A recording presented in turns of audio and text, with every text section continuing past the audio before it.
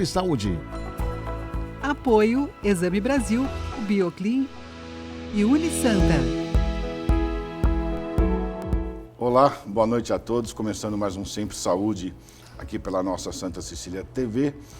E hoje, no nosso último programa do ano, eu consegui trazer um cara maravilhoso, meu amigo, Dr. Marco Cavalheiro. Dr. Marco atua no Hospital São Lucas, ele é amigo pessoal, tanto do Carlos aqui como da Fátima. Ele socorre a Fátima todos os dias. Eu acho que a minha irmã fala com ele todos os dias, mas eu queria que ele falasse de onde ele veio, quem é ele. Marco, obrigado por ter vindo, gostei muito. Acabando o ano com você. Eu que agradeço o convite. Que isso, Marcos. Não é fácil chegar até aqui por causa da correria, mas eu consegui. Cheguei atrasado, mas eu consegui. Que isso. Bom, meu nome é Marco Cavalheiro, como ele disse, eu trabalho com medicina. Essa semana mesmo eu fiz 33 anos de formado. Parabéns. Não parece que você se formou com 14. Faz tempo já. E nesses 33 anos eu sempre trabalhei com pacientes graves. Sim. Eu sempre trabalhei em ambiente hospitalar e com a terapia intensiva. Na minha formação, eu fiz uma formação de clínica, né, de clínica médica, que na época era de medicina interna, quando eu fiz a minha residência, e aí eu progredi para terapia intensiva. Que não é fácil, né? Olha, não é fácil, mas é interessante. Interessante, necessário. Ficou bastante em evidência essa área agora na pandemia, que as pessoas começaram a conhecer o trabalho da gente, que realmente é puxado. Sim, você viver nesse ambiente de UTI não é fácil. Eu fiz estágio em UTI intensiva também, e eu sei que às vezes o paciente está ali, não está. Eu fiz estágio na Escola Paulista e nós tínhamos um laboratório dentro da UTI. E eu fazia exames ali. Então, mas enfim, você escolheu medicina por quê? Olha, é até engraçado. Quando eu tinha mais ou menos uns 6 anos de idade, eu queria ser motorista de ônibus. Puta, eu queria ser motorista também, sabia? Era uma coisa que me apaixonava. Para viajar bastante. Dirigir ônibus. Aí com o tempo... Aí você vai entrar na escola, você vai ir na escola. Eu fui conhecendo a área de ciências. Achei ciências uma coisa fantástica. Aquilo, desde do primário até o ginásio, ciências para mim foi sempre importante. Aí depois eu conheci a biologia. A biologia também me fascinou bastante. E quando eu comecei a pesquisar a área médica, aquilo me chamou a atenção porque a medicina é uma área de ciências biológicas, né? Só que você usa muito o raciocínio. É uma matemática dentro da biologia. É isso mesmo. A medicina não é uma ciência exata. A gente não consegue prever as coisas com nitidez, com exatidão. Quer dizer, 2 mais 2 não é 4 às vezes na medicina. 5. Mas ela necessita de um raciocínio quase que de matemática. Isso me fascinou bastante. Isso joga também por que eu escolhi essa área desses pacientes mais complexos. É onde você tem esse raciocínio. Eu tenho que usar de vários conhecimentos em áreas diferentes, de especialidades diferentes, para tentar chegar em algum diagnóstico e conduzir o paciente de maneira adequada, né? A gente sabe que tem várias áreas, né? Lá você também trata paciente oncológico ou não? Sim. A gente cuida dos pacientes oncológicos complicados. Entendi. Então, além da patologia oncológica, ele pode complicar um quadro respiratório, um quadro cardíaco, ou tudo junto, que é muito comum isso de acontecer. Então, a gente cuida dessa parte, né? Hoje em dia, lá no São Lucas, a gente tem quantos leitos de UTI? Hoje nós estamos com 14 leitos. Nós chegamos a ter 24 leitos durante a pandemia. Eu lembro. Reduzimos para 14 e, se tudo ficar tranquilo, a gente deve reduzir para 12 leitos. Entendi, que é o que a casa tem. Que comporta o hospital. Exatamente. Né? E a vida do Marco, como é? Me fala, tem a Camila, tem os filhos em casa, como é que a gente se vira com isso? Que eu tento dar o máximo de atenção possível dentro dessa correria de vida. E E a minha mulher que me apoia sempre, quer dizer, assim, é um tipo de profissão que eu preciso de apoio. Lógico. Camila me apoia, sempre me apoiou. Às 25 horas do dia. Eu a conheço há 25 anos, estou 20 anos casado, então ela tá comigo na minha jornada de medicina quase que todo o percurso. Eu conheci ela, eu era bem novo na formação médica. Né? Eu já te conheço há 15 anos já, foi quando eu fiz o curso com a Camila lá no Einstein, e assim, a gente vê que isso, logicamente, interfere bastante. Eu vejo você sempre correndo, às vezes tomando café às 5h30 da manhã, 6 horas da manhã, nas padarias por aí, e é um cara que se vira. E essa rotina com o filho, como é que fica? Eu estou te falando isso, porque eu também tenho uma filha de 11 e um filho de 9. E não é fácil. Não é fácil. Então, quer dizer, você tem que saber, você tem aquele espaço para ter com o filho que é importante, né, gente? Eu, apesar de eu ser uma pessoa aparentemente calma, você é calmo. Eu acabo abraçando muita coisa. Né? Você é uma pessoa também que acaba fazendo isso tudo. Então as pessoas às vezes olham a gente tranquilo assim, pensam que a vida está tranquila, mas você vai abraçando, você vai crescendo na própria profissão, vai acabando virando chefe, e esse chefe você tem que coordenar vários outros médicos e mais todo mundo associado que faz parte da parte multidisciplinar da terapia intensiva. Estou hoje, né, diretor médico do Hospital São Lucas. Também tenho que assumir toda a parte técnica que não é fácil. E clínica, né, do hospital, que todo dia tem um desafio. Exatamente. Assim, não tem um dia da semana, nem domingo, que você possa falar que foi tudo tranquilo. Sempre tem alguma coisa para resolver. E, graças a Deus a gente consegue resolver com tranquilidade, resolver as coisas sem causar muito estresse, assim. Mas agora mesmo, eu estava no telefone resolvendo um problema de endoscopia do hospital que precisava ser urgente e tal. Então, assim, 24 horas. Eu durmo com meu telefone na cabeceira, aguardando alguma coisa. Então, é uma vida de 24 horas, de 365 dias, dedicado a isso. A gente deita, mas com o pensamento já na primeira hora da manhã, para saber o que vai fazer. O que vai acontecer. Como é que vai ser. Isso é uma coisa bacana, assim, já que a gente está falando da profissão. Sim. Não é uma profissão de rotina. Não. Apesar de eu querer tentar estabelecer uma rotina, nunca acontecem as coisas do jeito que eu gostaria que acontecesse no meu tempo. Sim. Então, se eu programar alguma coisa para hoje à noite, vai ser complicado.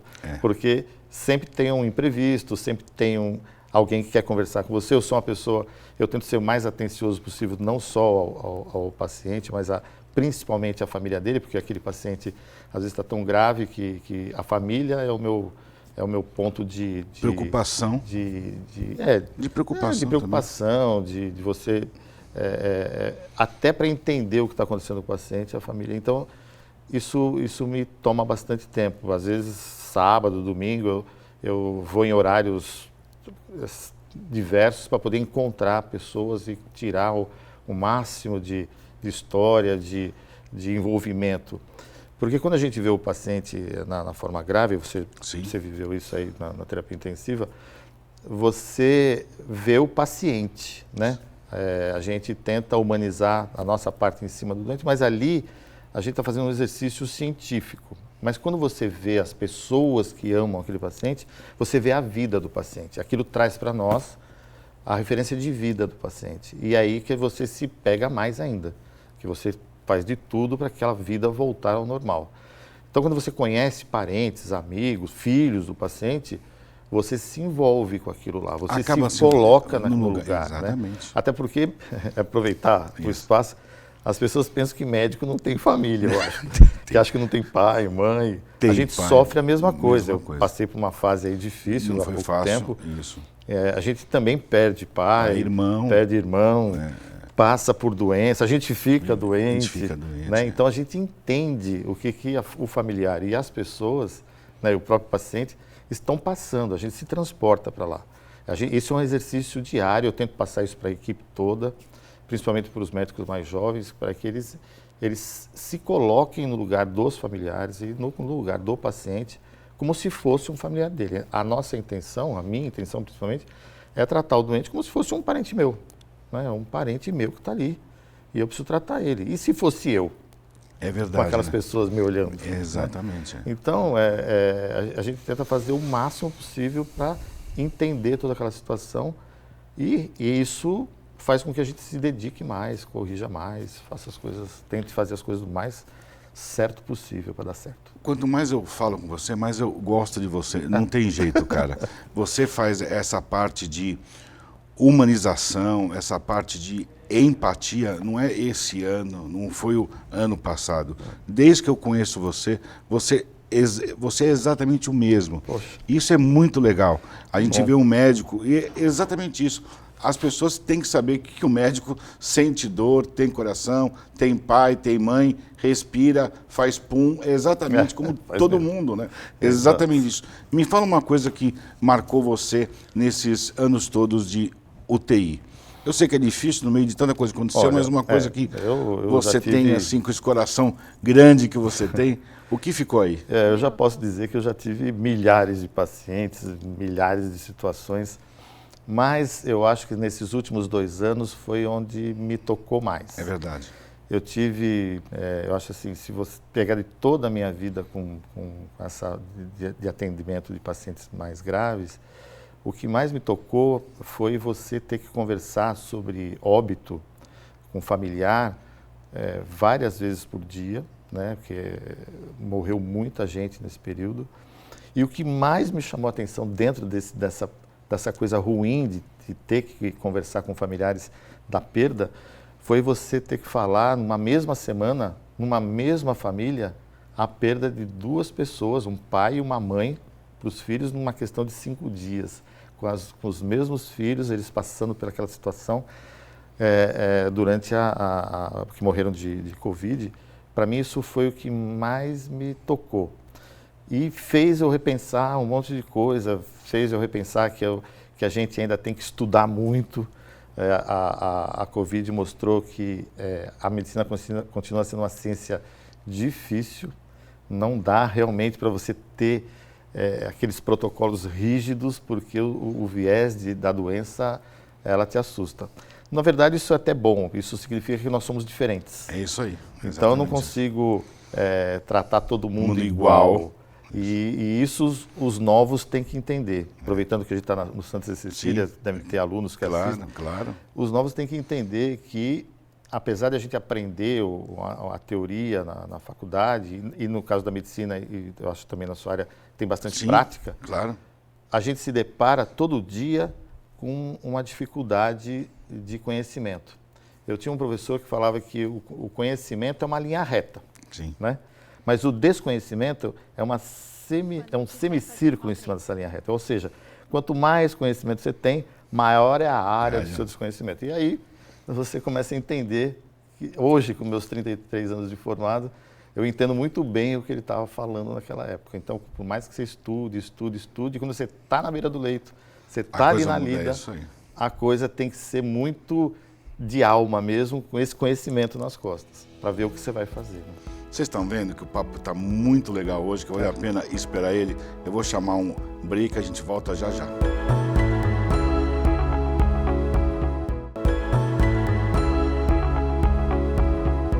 Olá, estamos de volta com o Dr. Marco Cavalheiro. Ele é o chefe da UTI do Hospital São Lucas.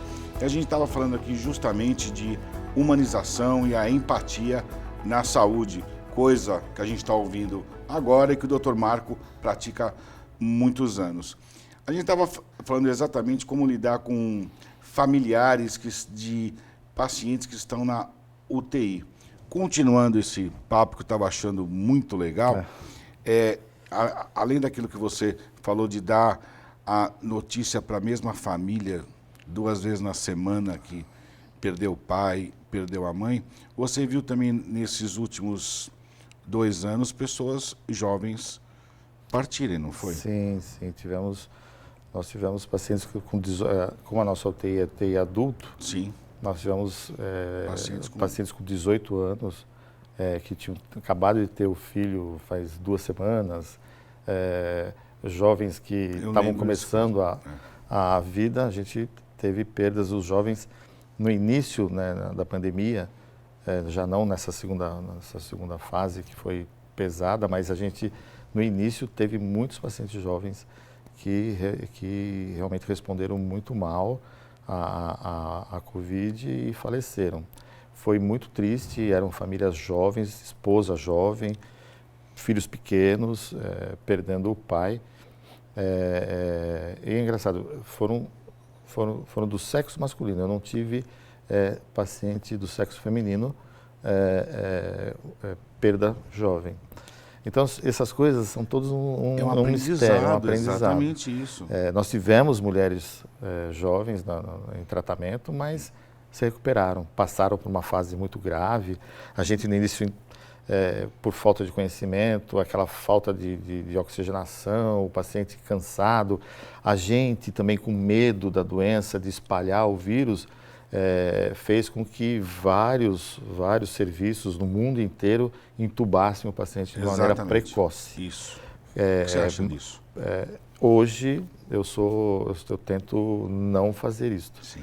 A gente foi bastante pioneiro nessa fase lá, a gente arriscou bastante, porque como você não tinha base nenhuma, não tem onde você procurar, né, aquela coisa, não está no livro, aquela doença, a gente começou a fazer opções, né, de tratamento para tentar evitar a intubação, porque era certo. A gente tinha uma estatística de que mais de 80% dos pacientes que iam para a intubação faleciam. Ora, se eu tenho essa estatística mostrando não muito boa. Que isso acontecendo em hospitais de ponta, claro, né, você começa a pensar assim, bom, então o risco dos 80% eu já tenho se intubar, então vamos tentar não colocar o paciente no respirador.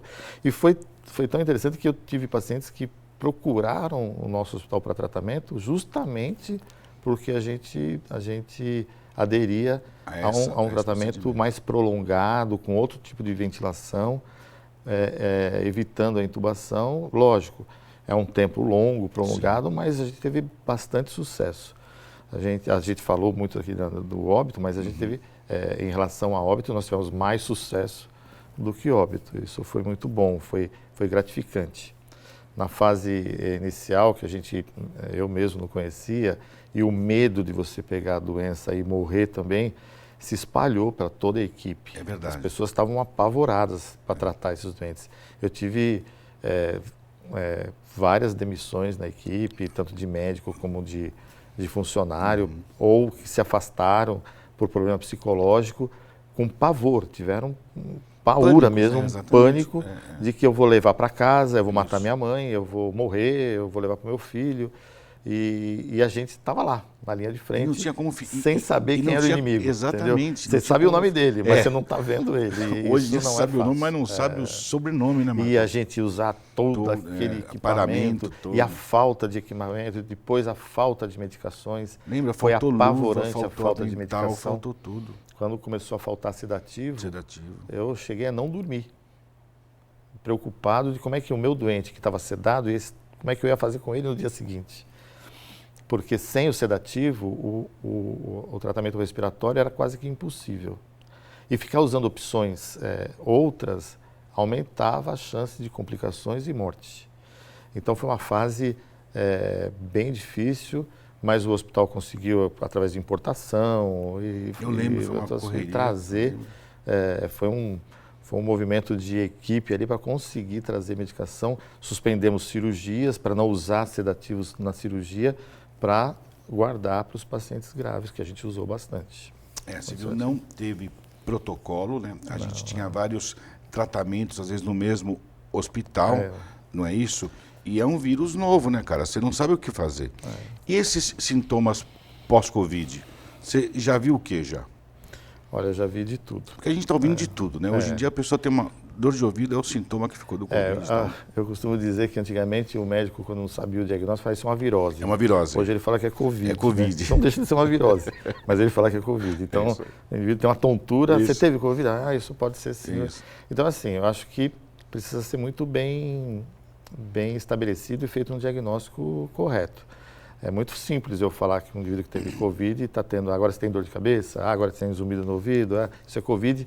Isso pode mascarar uma patologia que você está pondo a culpa em outra. Isso, né? aí. Sim, a Covid deixa sequelas, não é em todo mundo, como se fala, que todo mundo agora também vai ter alguma diferente, coisa, acha isso. que foi do Covid, É. mas o médico tem que prestar atenção no sinal e sintoma do paciente, que isso é o princípio básico, que às vezes está escondendo alguma coisa muito mais importante, que não é relacionado ao Covid, foi uma coincidência. Né?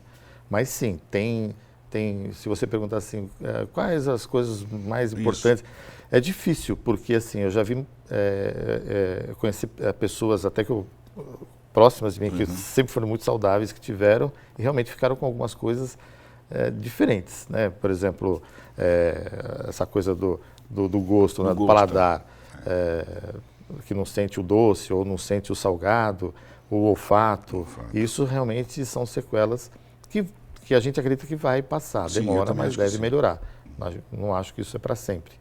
Mas também eu notei, isso é uma observação minha e nossa ali, de alguns médicos que eu conheço de São Paulo também, que a Covid, a contaminação pelo vírus, o vírus, ele causa alguma coisa no organismo que traz alguma coisa que estava latente do paciente. O paciente já tinha alguma coisa e ele traz aquilo para frente. Então, por exemplo, um paciente que já tinha um certo grau de demência, mas que tinha uma vida normal, quando ele internava e adquiria, pelo Covid, tinha adquirido Covid, a gente notava que o cognitivo dele, né, a consciência dele, rapidamente desaparecia. Ele se tornava um paciente demente muito mais rápido do que a vida talvez fosse fazer para ele. Entendi. Pacientes com problema cardíaco leve, de repente, ficaram muito mais graves pós-Covid. Então, a impressão que dá é que quando o paciente tinha alguma coisa já crônica, mas bem estabilizada, numa fase boa, com qualidade de vida boa, o pós-Covid trouxe aquilo mais à tona e aí piorou o doente naquela patologia. Então, se ele tinha um certo grau de insuficiência renal, ele piorou. Se ele tinha um problema cardíaco leve, ele ficou mais grave. Se ele tinha algum problema neurológico, ele se agravou e assim por diante. A gente percebe isso, né? É uma coisa assim que a gente não lê, mas por observação eu percebi, inclusive nos pacientes internados. Né? É aquilo que você falou, justamente você aprende todos os dias e você percebe todos os dias que você tem ali uma coisa nova. Uma ciência de observação. Né? A gente acaba concluindo e tentando, através do nosso conhecimento, juntar aquela observação e chegar a alguma conclusão. Né? Cara, parabéns pelos resultados do São Lucas. Obrigado. Obrigado por você ter vindo aqui. Eu gostei bastante. É um prazer. Eu não poderia acabar o ano em melhor companhia do que a sua. Muito obrigado sempre pelo carinho, pelo cara que você é, pelo ser humano que você é. Obrigado mesmo. Então, assim, obrigado por você participar da nossa vida quase todos os dias. Você tem um ano de 2022 feliz e acabando o ano do seu lado é o que eu mais queria. Obrigado mesmo. Olha, foi bacana. A gente passa o ano inteiro combinando. Nós conseguimos hoje aqui. E hoje a gente conseguiu. Um grande beijo, um beijo em casa, um beijo na Camila, nas meninas. Obrigado a todos. Valeu. Tchau, tchau, gente.